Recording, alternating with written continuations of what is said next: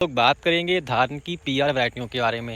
यानी कि Punjab agriculture university के द्वारा जो वैरायटियाँ तैयार की गई हैं धान की, जैसे कि पीआर 131 है, पीआर 126 है, पीआर 114 है, पीआर 128 है। ये जितनी भी पीआर किस्में हैं, इनका रिस्पांस कैसा है, इनमें कौन सी ज़्यादा बढ़िया है और इनका ड्यूरेशन क्या है और डेट जो टाइम ऑफ जो है सोइंग इसका क्या है, यानी कि कब आप जो है इसकी बिजाई कर सकते हैं। तो इन सभी विषयों पर जो है आज की इस वीडियो में हम लोग चर्चा करेंगे। तो सबसे पहले यहाँ हम लोग बात करते हैं जो सबसे अभी लेटेस्ट चल रही है पीआर 131 के बारे में। यदि बात करें कि इसका जो है सोइंग का टाइम क्या है, यानी कि बिजाई का टाइम क्या है, तो इसका जो है आप मई आपका 20 मई से लेकर के 25 मई तक जो है आप इसकी जो बिजाई है, यानी कि जो है बिजाई इसकी आप कर सकते हैं। यदि बात करें हम लोग कि इसका जो है ट्रांसप्लांटिंग का जो यानी कि कितने दिन की नर्सरी जो है वो आपको लगानी चाहिए, तो पीआर 131 की जो है तकरीबन 30 से 35 दिन की जब नर्सरी हो जाए तब आपको अपने खेतों के अंदर ट्रांसप्लांट करनी है। यदि बात करें इसके जो है पकने के समय की, तो जब पीआर 131 जब आप खेत में लगा देंगे तो तकरीबन उसके लगाने के तकरीबन 110 दिन के भीतर जो है ये पककर तैयार हो जाती है। यानी कि आफ्टर ट्रांसप्लांटिंग 110 दिन में जो है पककर आपकी फसल जो है पीआर 131 की किसान भाइयों तैयार हो जाती है। यदि बात करें इसकी पैदावार की, तो पीआर 131 की जो पैदावार यूनिवर्सिटी की तरफ से बताई गई है वो 31 क्विंटल प्रति एकड़ की बताई गई है। परंतु किसानों ने जो भी किसानों ने लगाया है, सभी का ये कहना है कि ये तकरीबन 35 से 36 क्विंटल बहुत ही आसानी से ये पैदावार देकर जाती है और जल्दी गिरती नहीं है। ये सबसे बड़ी इसकी विशेषता है। इसके बाद में यानी हम लोग पीआर 126 के बारे में, तो सबसे इस समय जितनी भी कामयाब वैरायटियाँ हैं उनमें से पीआर 126 इसमें से एक है ये परमल धान की, क्योंकि इसका जो है थोड़ा कद नाटा रहता है, तकरीबन 90 से 95 सेंटीमीटर खाली पौधा हाइट करता है और काफ़ी जल्दी पक जाती है। यानी कि अन्य जो हमारी परमल धान की किस्में हैं उनकी तुलना में काफ़ी कम समय जो है पक कर किसान भाइयों ये तैयार हो जाती है। और यानी कि तकरीबन ये माने कि आपका तकरीबन 90 से 95 दिन में के भीतर ही जो है ये धान पककर तैयार हो जाता है जब आप इसको अपने खेत के अंदर ट्रांसप्लांट करते हैं। पूरा अगर हम लोग नर्सरी की भी डाल दें बीच में, तो तकरीबन 115 से 120 दिन में ही जो है आपकी पीआर 126 पककर तैयार हो जाती है। और कद नाटा होने के कारण ये गिरता जल्दी नहीं है और इसकी जो पैदावार यूनिवर्सिटी की तरफ से बताई गई है वो 30 क्विंटल बताई गई है। परंतु हम लोग भी इसको पीआर 126 को हम लोग भी लगाते हैं तो तकरीबन 35, 36 या 38 क्विंटल तक बहुत ही आसानी से जो है हमारे खेतों में हर साल निकलकर उत्पादन निकाल कर देती है।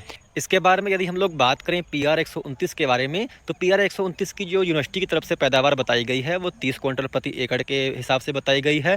यदि हम लोग बात करें इसका मैच्योरिटी आफ्टर ट्रांसप्लांटिंग, यानी कि जब रोपाई के कितने दिन में तैयार होती है, तो तकरीबन 108 दिन में जो है ये तैयार हो जाती है जब आप इसको खेत के अंदर ट्रांसप्लांट कर देते हैं।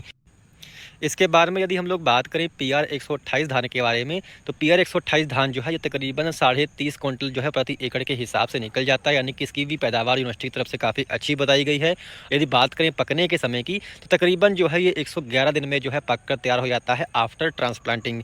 इसके बाद में यदि हम लोग बात करें पीआर 122 के बारे में, तो ये भी तकरीबन जो इसकी औसत पैदावार है वो तकरीबन 31.5 क्विंटल जो है पैदावार इसकी बताई गई है। यानी कि यूनिवर्सिटी की तरफ से जितने भी पीआर वैरायटियाँ हैं उनमें सबसे अधिक जो पैदावार बताई गई है वो पीआर 122 की बताई गई है, यानी कि 31.5 क्विंटल प्रति एकड़ के हिसाब से बताई गई है। और यदि बात करें पकने के समय की, तो तकरीबन 117 दिन में जो है पककर तैयार होती है। यानी कि 117 दिन है जो है आफ्टर ट्रांसप्लांटिंग जो है, यानी कि पौध लगा रोपाई के बाद में आपकी ये फसल तैयार हो जाती है। इसके बाद में यदि बात करें पीआर 121 के बारे में, तो इसकी जो औसत पैदावार है वो 30.5 क्विंटल प्रति एकड़ की रहती है और ये भी जो है 110 दिन के भीतर जो है आफ्टर ट्रांसप्लांटिंग पककर तैयार हो जाती है। इसके बारे में पीआर 114 के बारे में यदि बात करें, तो पीआर 114 जो है ये तकरीबन किसान भाइयों 27.5 क्विंटल की इसकी औसत पैदावार रहती है और ये तकरीबन 115 दिन के भीतर जो है आफ्टर ट्रांसप्लांटिंग पककर तैयार हो जाती है। इसके बारे में काफ़ी फेमस धान है पीआर 113, जो कि काफ़ी बड़े पैमाने पे जो है हमारे लखीमपुर या फिर पूर्णपुर और इसके सिवा के साथ पीलीभीत की काफ़ी जो है तहसीलों में लगता है। शाहजहाँपुर, इसके सिवा पंजाब हरियाणा में भी इसको काफ़ी पसंद करते हैं। तो इसकी जो पैदावार है जो यूनिवर्सिटी की तरफ से बताई गई है वो 28 क्विंटल बताई गई, परंतु सभी किसान जानते हैं कि इसका 35 से 36 क्विंटल का झाड़ जो है बहुत आसानी से हर साल निकलता है। और इसकी जो किसान भाइयों यदि बात करें पकने के समय की, तो 112 दिन का समय जो है आफ्टर ट्रांसप्लांटिंग ये किसान भाई पीआर 113 ले लेता है।